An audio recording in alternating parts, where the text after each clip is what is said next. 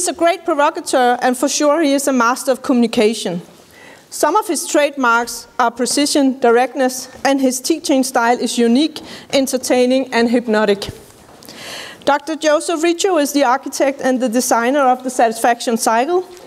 He has written a number of books, for instance, The State of Perfection and Experiencing the Hero's Journey, and which, of course, is available on Amazon.com. Furthermore, he is a code writer with Henrik Wiener at Do What You Do Best, Volume 2.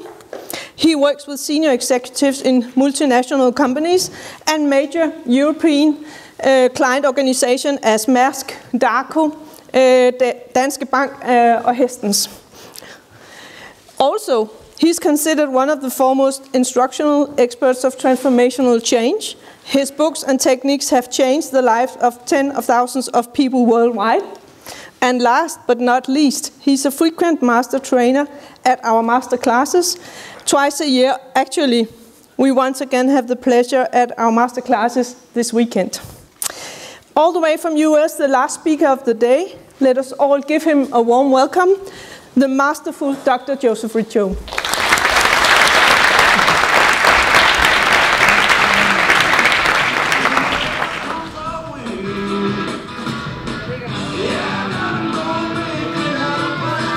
Any of you old enough to remember this song?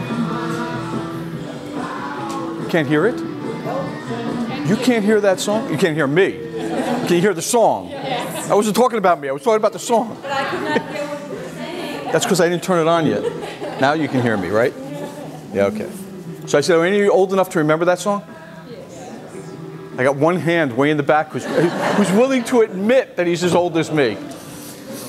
So I'm doing a presentation this weekend. We're doing a master class at Acuity World. And what's happening with this particular master class is that we're looking at this idea of engaging. I can't help you. Can you hear me? Can you hear me? Yes. All right. So this is not working? How's it working now, right? That's off. That's on. Now you can hear me. Okay. So I'll just speak loud. All right? Coming from an Italian-American background, not a difficulty at all. So what I was saying is we're putting together this master class this weekend, and we were looking at how we want to do this, Henrik and I. We were looking at this idea of what we want to talk about and what we want to present over a curriculum, like 4 years. And we said influence is really important to a whole number of people. It's really a powerful skill set to possess. And how could we break that down? And where did I want to start with it? Because this would be the first year of this particular cycle. And we said, well, you know, how about the idea of engaging with people, beginning to connect with people on an ethical level?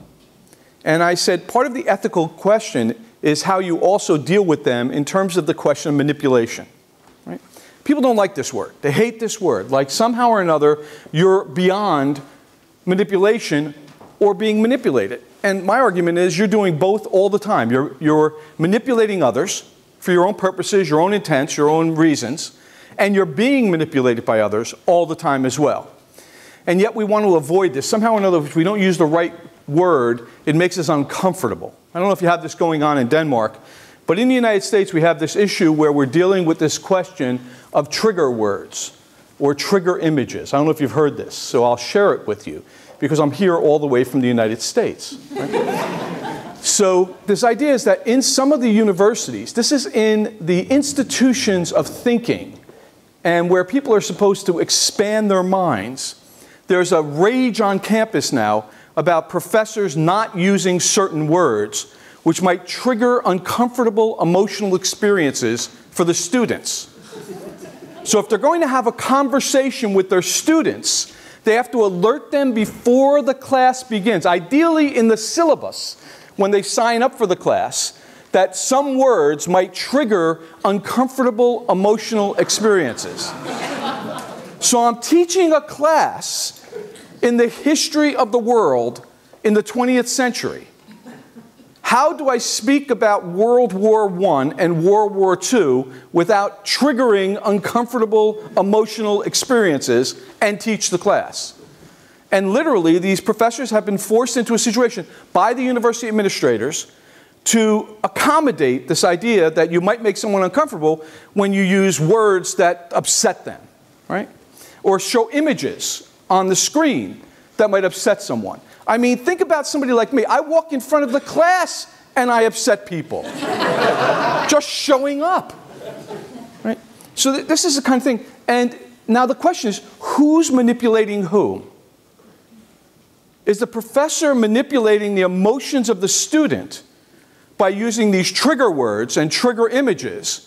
Or are the students manipulating the school and the administration so they can stay within some bubble of comfort despite the onslaught of reality and the shared space that we live in? So here's my argument to you, and I don't use the word argument like we're in conflict. I'm using the word argument in a formal sense, like a philosophical argument, a means of looking at alternating points of view. That's what I'm using the word like. So, because I don't want to trigger anyone, right? So the argument I'm presenting here is that unless we're willing to understand this idea of manipulation, we're subject to being manipulated. Unless we're willing to accept that this is part of the human condition, this is what happens, we're going to be open to this idea that we're being manipulated without our knowledge. It's better to be manipulated with eyes open. That would be the argument I'm making here. It's better, if you're going to manipulate others, to do it with eyes open. So in the United States, again, they just did a viewing on some movie theaters and some screens of movie theaters of the production of Hamlet in London. And it was with Benedict Cumberbatch, the actor who plays in a number of different things, but he's in one of the Sherlock Holmes series that's also a BBC production, I believe. And in this particular production of Hamlet, they finished the production, and Benedict comes out on stage with his cast, and they take their bows, and they get the round of applause, standing ovation. Fabulous production, by the way. The production was tremendous. And at the end of it, now remember, I'm in a theater in the United States. He's in the theater in London. This is being live cast as they're doing it. And he comes out and he says, we want to implore you, in essence. I don't remember the words. I'm not trying to give you the verbatim statement. But in essence, he makes an appeal for a charity and says everyone in the theater in London is being asked to contribute if they can, and they're literally passing a bucket around, you could say, where people are putting money in, and it's a viable charity. I mean, help the children, or whatever it might be. It was a real serious charity that people have a sense of wanting to be connected to in some cases. But in that moment, by that person, in that state, you understand they were open to manipulation in a way that they wouldn't have been. If there was a young man, 18 years old, unknown on the street outside the theater, and he had a bucket, and he said, would you mind contributing to the charity? We're trying to help the children.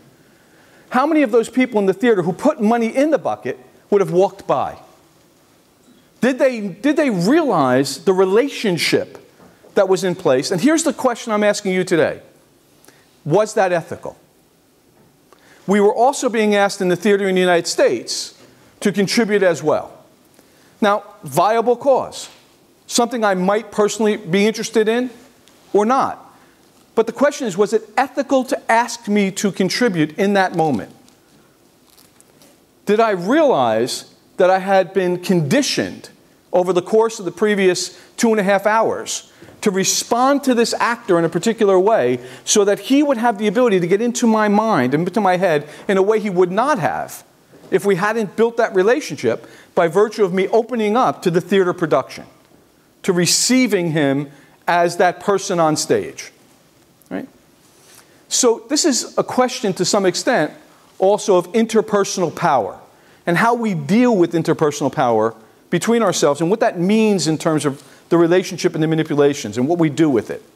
So the idea of ethically engaging to manipulate someone with an ethical position, for me, starts at a different place. So manipulation refers to, typically, the manipulation of one of two things. And those two things, at some point, collapse into a singularity. But you're typically kind of pressing the buttons for one or the other. And depending on how skillful you are, you'll know where to begin. The two things that you're going to press buttons for are either going to be the state of the individual you're intending to manipulate, the experience they're having. So state is a function of the interrelationship between what I like to talk about as these three thinking centers of humans. The first thinking center that we often refer to is the cognitive center. the cortical thinking process. So everything you're thinking now that you know about is occurring in that cortical brain. That's where it's happening. So the fact that you understand these words, or you don't because this guy from the United States speaks English too quickly and you don't be able to find, because you're not really from that and you get it. But all of that information that's representational, that you have access to, is cortically organized. It's in a particular part of your brain called the cerebral cortex, and it gives you access to the representations that you call thought. There's another thinking center that you're also aware of, but it doesn't have representations in the same way that the cortical centers have representations. It has a different structure to it. And this is the limbic center. And the limbic center operates at the affective level or the emotional level. It drives how you feel about things. And then we drive those feelings up into the cortical process and we give them labels. Happy, uncomfortable, joyful, grief, sadness, ecstasy. Those are affective labels, emotional labels, but they're processed in a different part of your brain.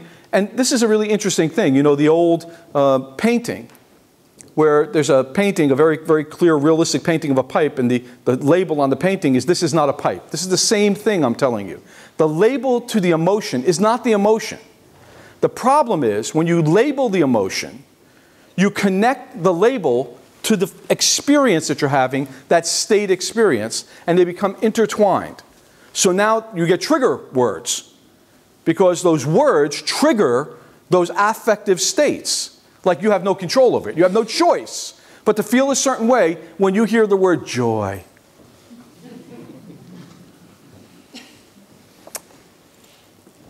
But you do. And then the third thinking center is the somatic thinking center, the body-based physical experience that you have. And one of the things that my work guides me to is the idea that the somatic center becomes the ground of our experience as a human being. Becomes what we have as our fundamental experience. And that we can operate. I can do this. I can do this. I can manipulate this far more easily and directly and with greater precision than I can flip the levers in my limbic system to have emotional experiences. But if I accept that these experiences, this ability to manipulate this part of me, drives that affective center, and they can't operate except in relation to one another, then I have some control over flipping those levers with intention. I don't have to feel bad in the particular way that I'm feeling bad if I get triggered in something at a cortical level.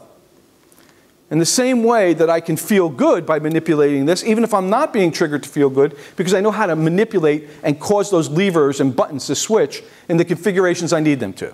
So that's these three thinking centers. So you're manipulating that process, that state experience that someone has, through one of those three or all three of those centers. Cortically, by offering them representations that they associate with in some way. Affectively, by literally manipulating their state by things that you do or say that drive them to have certain kinds of experiences.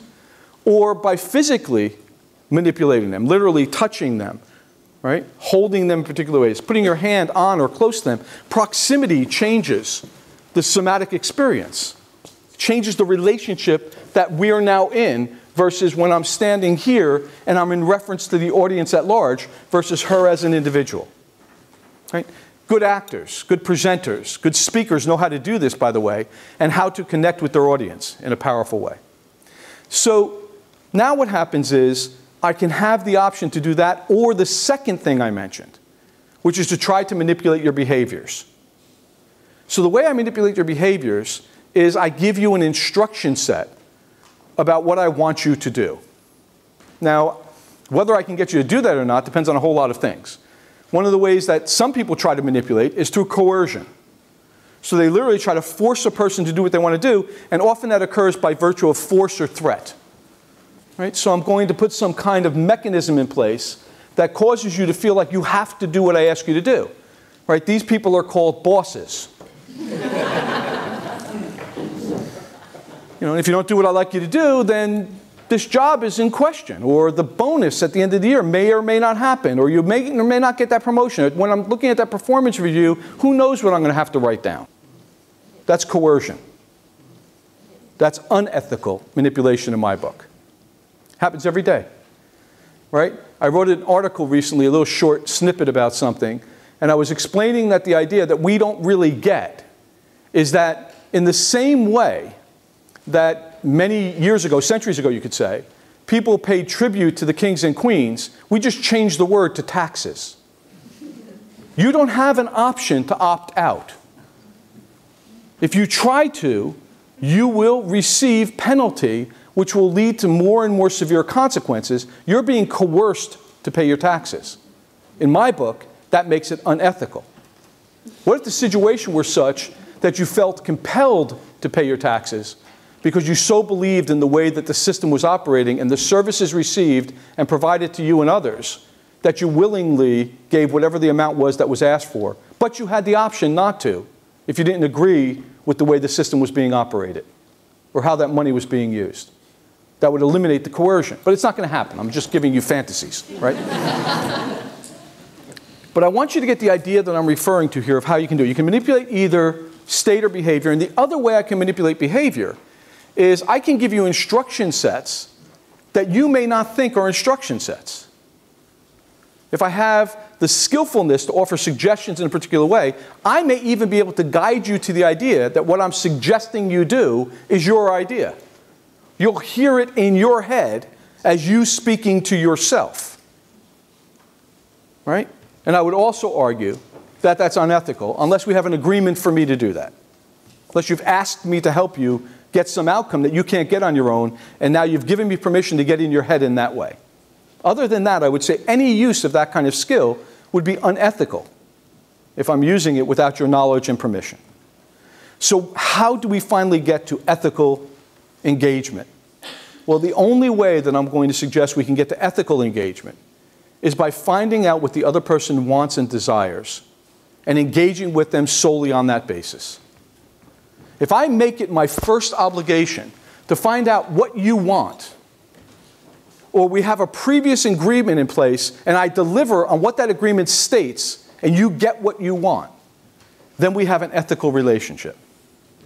But it carries an obligation on your part, which is to give me what I want. So you walk in the room and I'm the last speaker of the day and it says something. It says, Joseph's going to talk about this stuff. And I have an obligation to do one of two things. Either talk about the stuff that you agreed to hear me talk about because you showed up and you understood that, or you had a chance at least to. So I'm fulfilling that obligation, or I reestablish the relationship at the beginning. I say, I'd like to do this thing. I know it says that I was going to do that thing, but I'm going to do this other thing. Are you okay with that? So I have an obligation, but then you have an obligation to pay attention to me. Now we're in relationship. So the fundamental basis of ethical engagement is that there's relationship in place. And that you understand that we've mutually agreed to be in relationship with one another. And we understand what that relationship is. We understand what the terms and agreement of that relationship is. And how do we make those kinds of agreements? How do we behave ethically with one another in this relationship that I'm having with you? How do we behave ethically in a more intimate relationship, whether it's in work, a business, professional environment, or it's in a social, personal environment, or in our most intimate relationships with those that we care for and love? How do we build ethical connections with those people and then sustain them so they support what we want to experience in our lives, on our own and with others, and in turn are supporting others as well? So I'm going to close with just a small little piece of information in regard to that most intimate space, to give you an example of what I mean. For years, I had an opportunity to engage with audiences and with groups on various things, and sometimes it comes around to the conversation of these personal, intimate relationships, spousal relationships, life partners, right? Lovers. How do you do this? And marriage can come up in that question. And somebody will ask me sometimes in these meetings, how do I know if this person I'm interested in is the right one? And my answer is twofold. Number one, the way most people do that is they ask this question: how do I feel when I'm with them? Do they fulfill my expectations of what I think a partner should be? Do I enjoy their company? Do I love them? Do they make me happy? That's the standard process that people use to make this decision. I think it's an unethical process. I think the ethical process is to ask, how do I make her feel? What's her experience when I'm with her? And do I make her life better because I'm in it? And do I want to be doing that for the next 10, 20, 30, 40, 60 years of our time together?